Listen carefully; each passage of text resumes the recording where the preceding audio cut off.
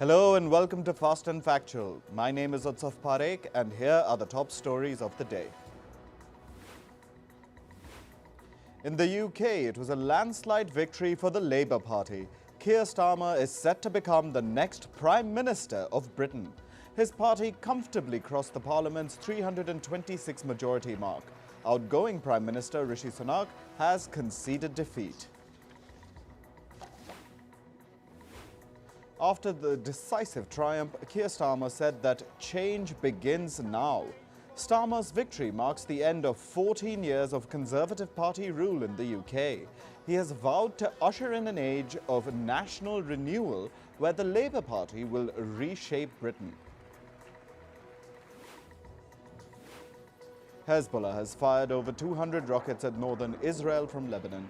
The Iran-backed group also said it sent explosive drones towards Israel. The aerial assault targeted various Israeli military bases. Hezbollah says the attack is in retaliation for an Israeli airstrike which killed one of their senior commanders.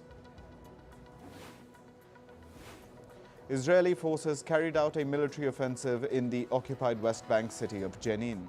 Israel says it surrounded a building where quote-unquote terrorists were hiding. An Israeli aircraft targeted multiple locations in the vicinity of the building. Palestinian officials say that the operation resulted in 5 deaths. Taiwan says it detected Chinese military activity around the island again. 36 Chinese warplanes were seen patrolling near Taiwanese territory. 6 Chinese naval vessels were also seen operating in the area. After this, Taiwan issued another statement saying it detected 26 more Chinese aircraft. Chinese President Xi Jinping has arrived in Tajikistan for a state visit. He was personally greeted by Tajik President Emomali Rahmon at the airport. The leaders of the two countries are set to hold talks aimed at enhancing bilateral ties. Xi Jinping previously visited Tajikistan in 2014 and 2019. Russia says it destroyed dozens of Ukrainian drones in its territory. These drones were neutralized over Krasnodar and Rostov in Russia and also Zaporizhia in Ukraine, which Russia has annexed. Moscow says its defense systems destroyed at least 50 drones over these regions. India's Prime Minister Narendra Modi will visit Russia next week. The visit will mark his first trip to Russia since the Ukraine war began in 2022. During the 2-day trip, he will attend the 22nd India-Russia Annual Summit. India's Foreign Ministry says that the visit aims to review bilateral relations and discuss current regional and global issues. Polls have opened for Iran's presidential election runoff. Iranians are voting to choose between reformist candidate Masoud Pezeshkian and the conservative Saeed Jalili. In the first round of voting last week, Pezeshkian won 42% of the votes, while Jalili came second with 39%. They're contesting to succeed Ibrahim Raisi, who died in a helicopter crash in May. US President Joe Biden hosted the annual 4th of July celebrations at the White House yesterday. Biden was joined by his family and Vice President Kamala Harris. He used the event to hit back at doubts about his re-election campaign. Amid calls for quitting the race, Biden said he is not going anywhere. Hundreds of people took to the streets of Ecuador's capital, Quito. They were protesting against the government's order to raise fuel prices. The demonstrators marched to the presidential headquarters in the capital. Last month, Ecuador's government announced a nearly 11% hike in fuel prices. Legal threats mount for Brazil's former president Jair Bolsonaro. He is facing potential money laundering charges. The case pertains to undeclared diamond jewelry from Saudi Arabia, valued at over $3 million. Bolsonaro has denied any wrongdoing in the case. One of Europe's most active volcanoes, Mount Etna in Italy, has erupted. The volcano is situated on the island of Sicily. According to local officials, ash emissions from Mount Etna have risen to heights of up to 4.5 kilometers. Italy's Civil Protection Agency has raised the alert level in the areas near the volcano. The authorities also closed Sicily's Catania airport. Now on to climate news. Floods continue to devastate the Indian state of Assam. The death toll has climbed to 52. More than 2 million people have been affected by the floods. About 386,000 people are sheltering in the more than 500 relief camps across the state. More than 1 million people have been affected by flooding in northeastern Bangladesh as well. Local authorities have issued warnings about dangerous flood levels in parts of Sylhet city. At least 10,000 people have already been evacuated amid the incessant rain. Hurricane Beryl has been devastating the Caribbean and is now a Category 3 storm. It is now heading towards Mexico after hitting Jamaica and the Cayman Islands. At least 10 fatalities have been confirmed in the Caribbean due to the hurricane. Top tourist destinations in Mexico have been put on red alert. Nearly 30,000 people have been evacuated due to a raging wildfire in Northern California in the U.S. The fire has now scorched about 3,500 hectares of land. Firefighters have been able to contain just 7% of the blaze. China's Meteorological Administration has warned that temperatures could rise by 1.7 to 2.8 degrees Celsius within 30 years. Most areas across China are set to experience high temperatures in the coming months.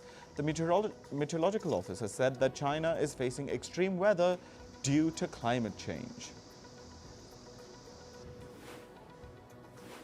Taiwan is reeling under heatwave conditions. Kaohsiung City in the south recorded a temperature of 40.8 degrees Celsius on Thursday. An orange heat alert has been issued for the capital, Taipei, and the cities of Taoyuan and Yunlin. The heat wave is expected to last for the next 3 days. A new study by the U.S. National Academy of Sciences says that deforested land in Indonesia could be used for agricultural expansion. Presently, some areas in Indonesia are deforested and then used for palm oil production. But the study shows that the land can be put to use in more economically viable ways. On to business and tech news. ChatGPT maker OpenAI was reportedly hit by a hacking attack last year. A hacker gained access to OpenAI's internal messaging systems. They stole details about OpenAI's artificial intelligence technologies. However, reports say that the details about ChatGPT itself were not stolen in this breach. Microsoft has started another round of layoffs this week. The company has not disclosed the number of affected employees, but as per reports, the job cuts have impacted various teams across the tech giant's global workforce. Microsoft says that these layoffs are a part of their organizational and workforce adjustments. South Korean chipmaker Samsung Electronics expects its profits to have jumped by 15-fold in the second quarter of 2024.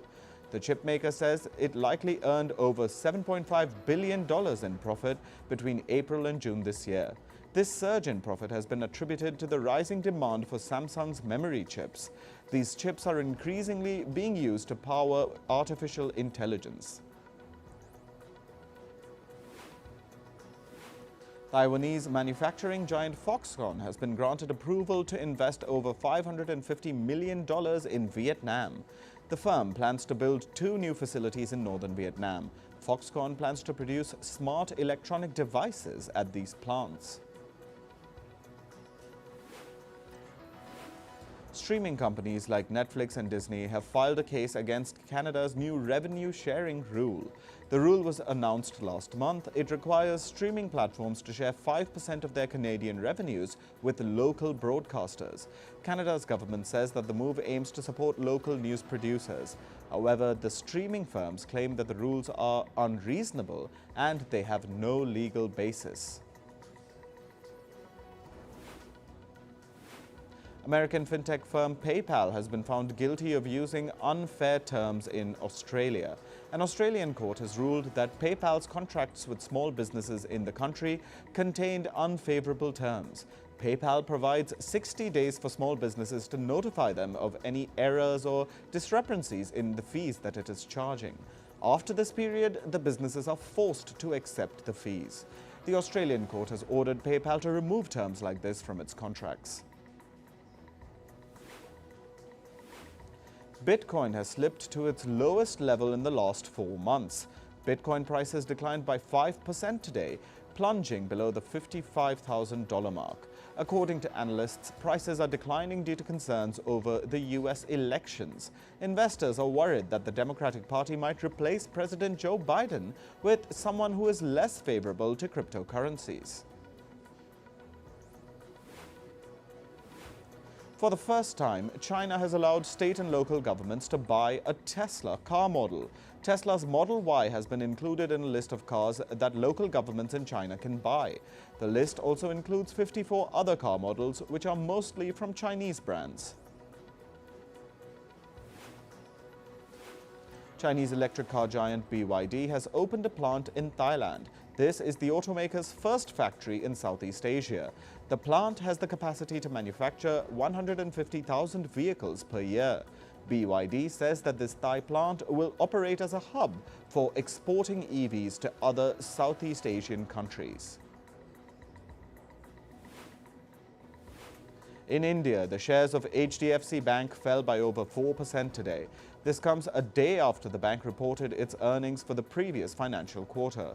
The bank reported a small decline in loan disbursals in the last 3 months compared to the January to March quarter.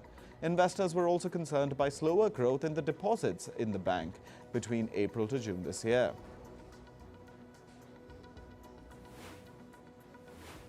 Moving to sports, we start with cricket. A massive victory parade was held in Mumbai to celebrate India's T20 World Cup win. Members of the Indian squad took an open bus parade through Marine Drive last night. Scores of fans gathered for the roadshow to get a glimpse of their favourite stars. After the bus tour, the Indian team was felicitated at the Wankhede Stadium, where they received a prize money of 125 crore rupees, which is equal to about $15 million. The Indian squad is taking on Zimbabwe for a 5-match T20 international series starting tomorrow. India's Shubman Gill will lead the men in blue. Zimbabwe will field a youthful squad with captain Sikandar Raza as the only veteran. All the matches will be played in Harare. Pakistan's cricket board has announced international fixtures for the 2024-25 season. The action-packed schedule includes 7 tests. Pakistan first hosts a 2-match test series against Bangladesh. It starts on the 21st of August. Following that, England arrives in the country for 3 tests in October. Pakistan's home season will then conclude after a 2-test series in January against the West Indies. In football, Argentina have entered the semi-final of the Copa America. After a 1-1 draw in regular time and injury time, the match proceeded to a penalty shootout. Argentina then beat Ecuador 4-2, despite Lionel Messi missing his shot. Argentina next face either Canada or Venezuela. The All India Football Federation, or AIFF, will be appointing India's next coach by the end of July. The last date to apply for the position ended on Wednesday. AIFF said it received a total of 291 applications from all over the world. The position has been up for grabs after AIFF sacked former coach Igor Stimac last month.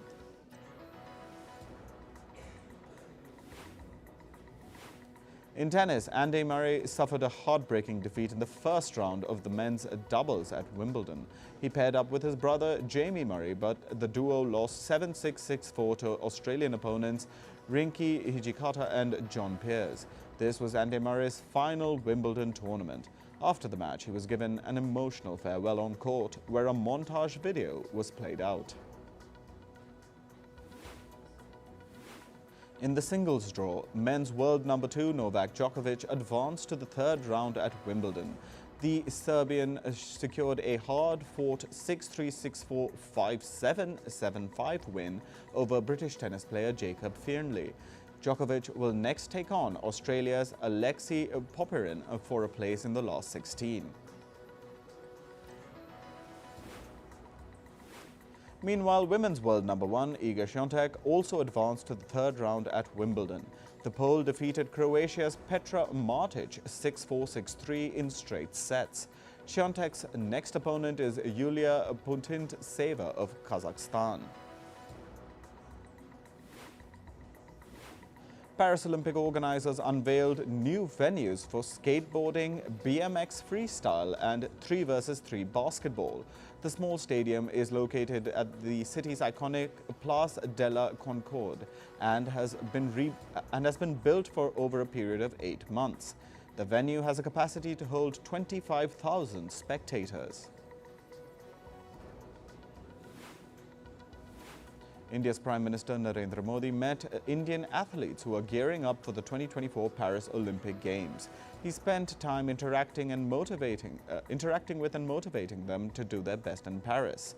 India will be sending close to 120 athletes to Paris, and the Olympics begin on the 26th of July.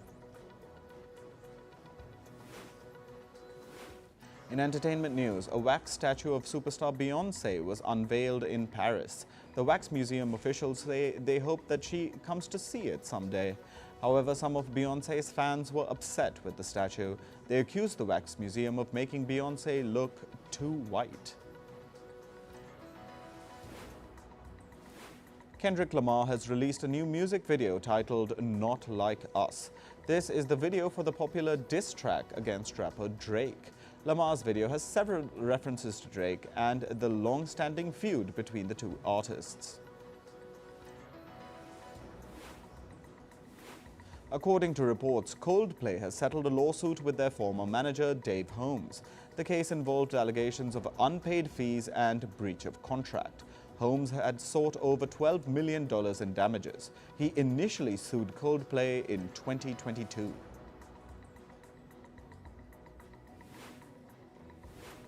Rap mogul Sean Combs has been sued for sex trafficking and sexual assault. The case has been filed by an adult film star. She has accused Combs of using her for sex and financial benefit between 2004 and 2009. This is the 9th such lawsuit against the rapper since 2023. French film director Benoit Jacot has been charged for allegedly raping 2 actors. He was later detained for questioning. An investigation was opened after a case was filed against him earlier this year. However, Jacot has denied all the charges. Filming for the upcoming film in the Avatar franchise has begun. Joel David Moore took to social media and shared images from the film set. He posted an image of one of the characters and glimpses of his vanity van. Ryan Reynolds and Hugh Jackman were recently in South Korea's capital, Seoul. This was a part of their global press tour for Deadpool and Wolverine. Hundreds of fans gathered to meet them in costumes of Deadpool and other Marvel characters. Deadpool and Wolverine will release on the 26th of July. Emma Corrin claims that she took inspiration from Willy Wonka for her role in Deadpool and Wolverine. She feels that Wonka is one of the greatest villains of all time. Corrin will play the role of the antagonist in the film. German-Spanish film star Daniel Brühl was honored with the Karlovy Vary International Film Festival's President Award in the Czech Republic. He said that the honor sounds so big that it is helping him with his midlife crisis. The actor also took a picture with the audience from stage for his mother. To celebrate the 65th birthday of Barbie, an exhibition has opened in London. It shows the evolution of Barbie over the last 65 years. The exhibition features more than 250 items from the Barbie universe.